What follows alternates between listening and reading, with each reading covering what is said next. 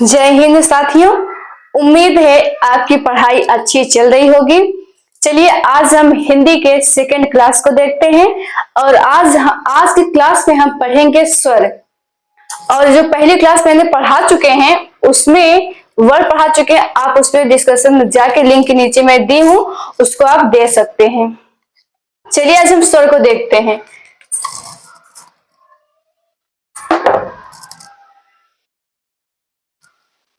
स्वर,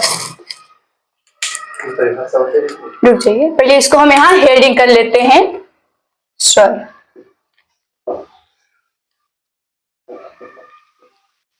लिखने से पहले हम आपको परिभाषा बता देते हैं ताकि आपको तुरंत याद हो जाए और नोट करते जाइएगा। स्वर की परिभाषा ये है, जिसका उच्चारण आवाज गति से होता है उसे हम स्वर कहते हैं।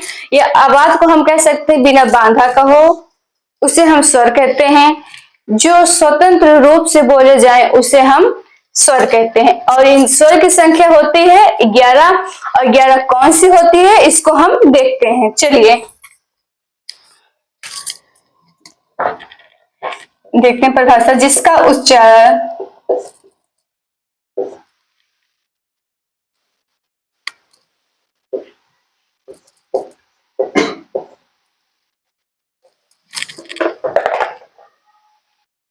आवाज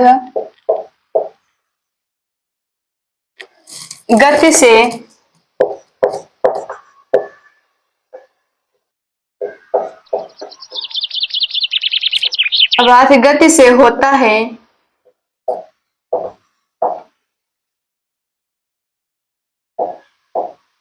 उसे स्वर कहते हैं। उसे स्वर कहते हैं। आवाज में से हम इसको कह सकते हैं बिना बांधा का। आवाज गति से या बोल सकते हैं बिना बांधा का हो, इसे हम स्वर कहते हैं। एक डिफिनेशन और देख सकते हैं इसका हम। चलिए एक परिभाषा और देखते हैं। इसका परिभाषा क्या है? जो स्वतंत्र रूप से बोले जाएं, जो स्वतंत्र रूप से बोले जाएं उसे स्वर कहते हैं।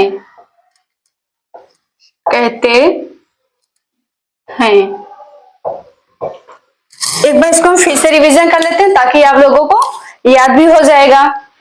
जिसका उच्चारण आवाज गति से होता है उसे हम स्वर कहते हैं और जो स्वतंत्र रूप से बोले जाए उसे हम स्वर कहते हैं। और इनकी संख्या 11 होती है।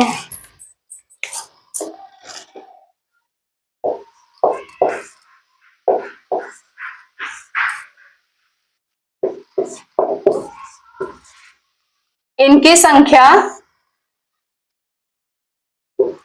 11 होती है।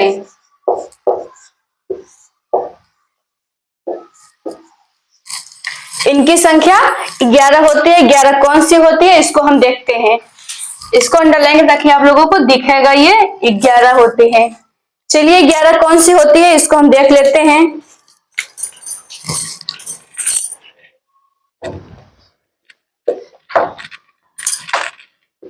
आ ई उ री ए ऐ ओ औ। चलिए ये हो गए 11। लोग हम बता भी सकते हैं 11 कैसे, इसे हम काउंट कर लेते हैं। देखते हैं 1 2 3 4 5 6 7 8 9 10 11 हो गए सर। अब हम ये देखते हैं स्वर का विभाजन देखते हैं।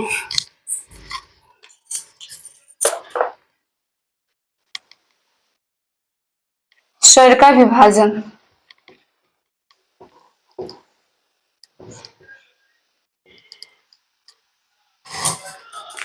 स्वर का विभाजन पहले मेरा ये आएगा, पहले आएगा हास्य स्वर,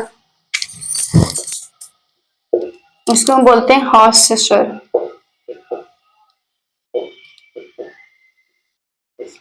हास्य स्वर को भी बोल सकते हैं हम आधार स्वर।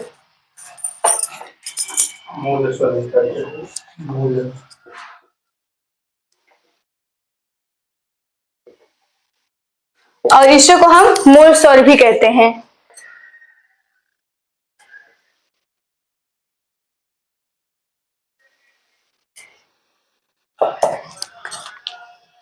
अच्छा हो गया। चलिए पहले हम इसको ये देख लेते हैं, जिस स्वर का विभाजन जब लिख लेंगे तो आप लोगों को समझाने में थोड़ा सा आसान हो जाएगा।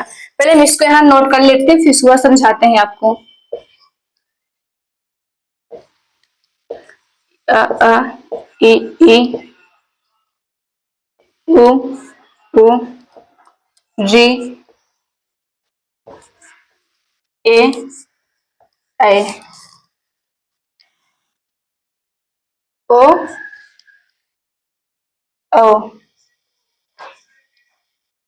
अब हम पहले ये देखते हैं, जो इसमें हास्य स्वर और आधार स्वर, जो मूल स्वर हास्य में से होता है, इसको बोल सकते हैं छोटा स्वर। और छोटा में कौन सा आएगा, पहले हम इसको देख लेते हैं। जैसे हम छोटा में ये देख लेते हैं, ये है ना आ ई उ री, ये मेरा आएगा हास्य स्वर। इसको हम यहाँ लिख सकते हैं अब आ ई उ री,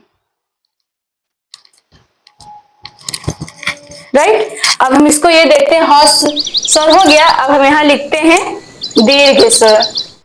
विभाजन था, इसमें हर्ष स्वर हो गया है। स्वर विभाजन तीन होते हैं, एक होता है हर्ष स्वर होता है, एक होता है दीर्घ स्वर होता है, एक संयुक्त स्वर होता है जो कि हर्ष स्वर हो गया है।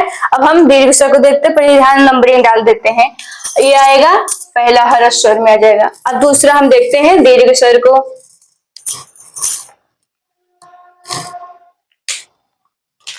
दूसरा लिखते हैं यहाँ दीर्घ स्वर।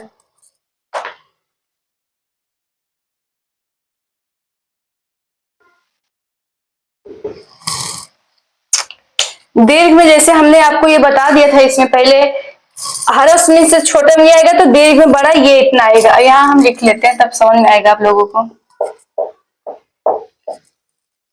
आ ई ओ, ये दीर्घ हो गया। और नंबर जो 3 है उसमें हम देखते हैं संयुक्त स्वर आएगा।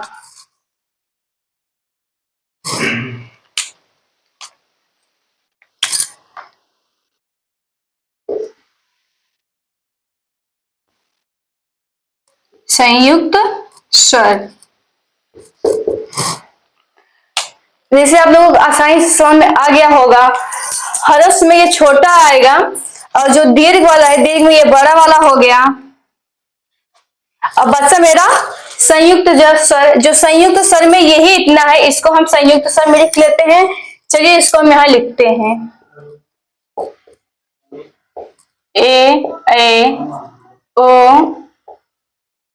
औ।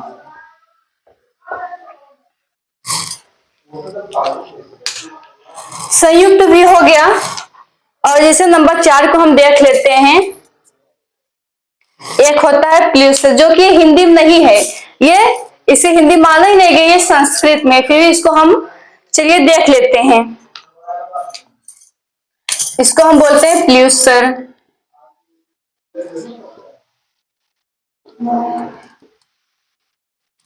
प्लुस स्वर को भी हम बोलते हैं त्रिमात्रिक शब्द।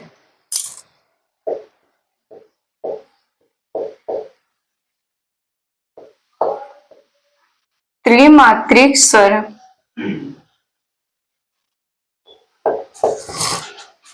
जिसमें 3 गुना लगता है। जैसे इसको हम भी देख लेते हैं, इसे बोलते हैं राम, काफी टाइम लगता है बोलने में, तो इसको हम बोलते हैं प्लुस स्वर।